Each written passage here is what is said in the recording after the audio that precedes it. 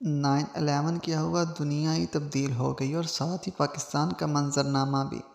General Pervez Musharraf کو اقتدار میں آئے ابھی 2 سال بھی نہیں ہوئے تھے کہ انہوں نے اپنے قریبی رفقا سے مشورہ کیا اور اپنے ایک قابل اعتماد ساتھی ISI کے سربراہ جنرل محمود کو افغانستان اس پیغام کے ساتھ بھیجا کہ طالبان کے امیر ملا عمر پر واضح کیا جائے کہ القاعدہ کے سربراہ اسامہ بن لادن کو وہاں سے نکلنے کا نہیں کہا گیا تو امریکہ حملہ کر سکتا ہے۔ اب پتہ نہیں جنرل محمود اپنی خاموشی کب توڑیں گے، لیکن اس وقت ان کے ساتھ جانے والے 2 جید علماء کرام میں سے ایک مفتی جمیل صاحب نے راکھوں کو بتایا کہ اصل پیغام دیا ہی نہیں گیا۔ دوسرے ملا عمر کے استادوں میں سے ایک مفتی نظام الدین شامزی تھے۔ بعد میں یہ دونوں علماء کو نامعلوم افراد نے شہید کر دیا۔ پھر وہی ہوا جس کا ڈر تھا، افغانستان پر امریکہ اور اس کے اتحادیوں نے حملہ کر دیا اور ہم نے فرنٹ لائن اسٹیٹ کا کردار ادا کیا۔ القاعدہ اور طالبان کی قیادت نے پاکستان میں پناہ لی اور پھر اس کا بدلہ بھی ہم ہی سے لیا اور کراچی سے خیبر تک لہو لہان ہو گیا۔ بلوچستان اور سابقہ فاٹا کو الگ قیمت ادا کرنا پڑی۔ ہماری افغان پالیسی ہمیشہ سے ناقص رہی ہے، جس کی قیمت نہ جانے ہماری کتنی نسلیں ادا کریں گی۔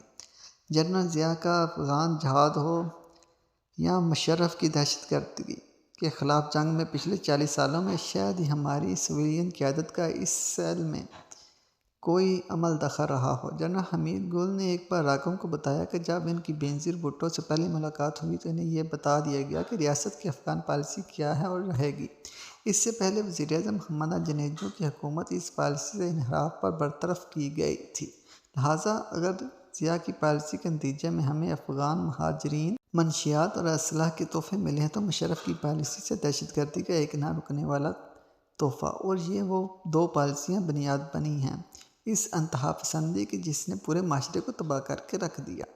ہر فوجی آمر کی طرح جنرل مشرف کو بھی چونکہ اقتدار کو طول دینا تھا، اس لیے پہلا وار عدلیہ پر ہوا اور وہ دوسرا سیاست پر۔ عمران خان اس وقت سیاست میں نئے تھے اور کرکٹ ان کی پہچان تھی۔ مشرف نے کرپٹ سیاستدانوں کے خلاف ایکشن کا نعرہ لگایا تو کپتان نے ان کے ساتھ چلنے کا فیصلہ کیا۔ حالانکہ ان کے چند قریبی ساتھی معراج محمد اور حامد خان ان کے خلاف تھے۔ 2006 کے عام انتخابات کے بعد یہ رومانس اس وقت ختم ہوا جب مشرف نے اجلاس بلایا۔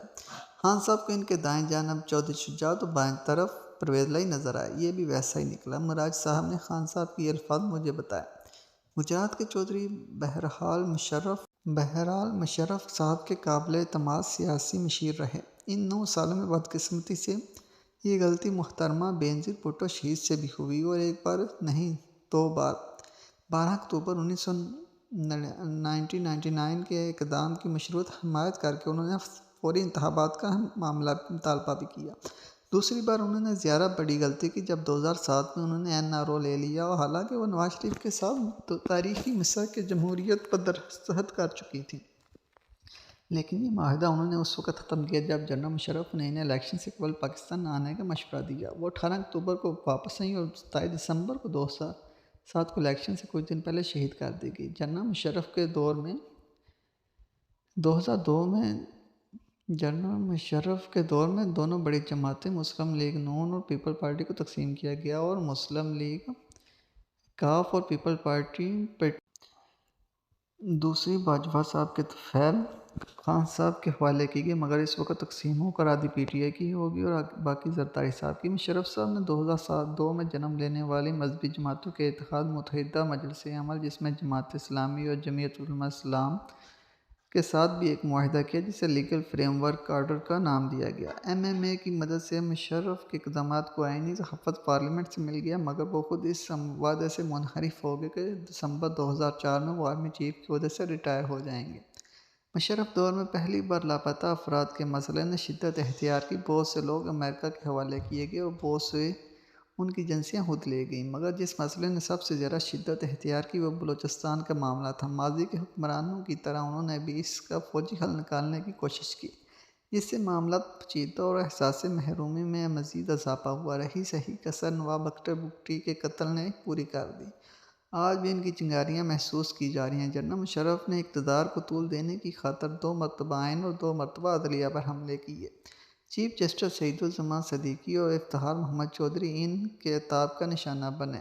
یہ الگ بات ہے کہ چودھری صاحب 2001 کے اس بینچ کا حصہ تھے جس نے ان کو نظریہ ضرورت دیا۔ ان کے دور کو ان کے حامی کچھ بنیادی ریفارمز کی بنیاد پر یاد رکھنا چاہتے ہیں، جن میں نئے بلدیاتی نظام کے ذریعے اختیارات کو نچلی سطح تک لے جانا، پولیس آرڈرز 2002، خواتین کی نشستوں میں اضافہ، اقلیتوں کے تحفظ کے لیے اقدامات وغیرہ شامل ہیں۔ جہاں تک میڈیا کی آزادی اور اظہار رائے کی تعلق ہے تو ان کے دور میں 50 سے زائد صحافی مارے گئے۔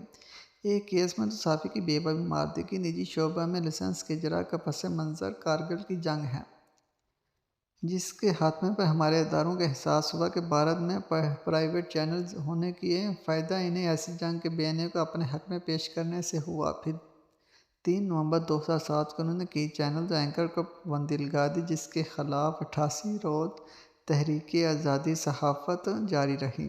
ہر دور آنے والوں کے لیے کچھ سبق چھوڑ جاتا ہے۔ ہمارا المیہ یہ ہے کہ آمر جمہوریت کا لبادہ اوڑھنے کی کوشش کرتے ہیں اور جمہوریت کا نام لینے والے بعض اوقات آمر بن جاتے ہیں۔ مقصد دونوں کا ایک ہی ہوتا ہے، اپنے اقتدار کو طول دینا، مگر عوام کی دونوں سے منتخب ہونے والوں کو بہرحال حقیقی حکمرانی حاصل ہوتا ہے تو آمر قابض اور غاصب بھی کہلاتا ہے۔